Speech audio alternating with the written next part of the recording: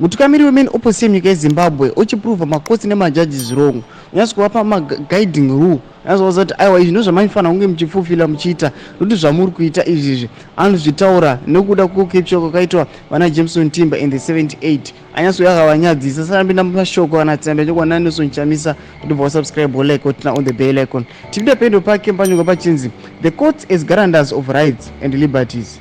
The courts are the custodians, guidance and guarantors of justice, the last bastion of our collective dignity and sanity. Courts are entrusted to uphold fundamental rights and freedoms. When they lose their independence and professionalism, they inevitably fail short in the duty, and when they do so, they inadvertently surrender the frontiers of justice, rights and fundamental freedoms to beasts who cannibalize the innocent and feast on citizen liberties. The right to bail is one fundamental right that must never be compromised, neglected or undermined. We will fix all this in no time. New dawn for everyone.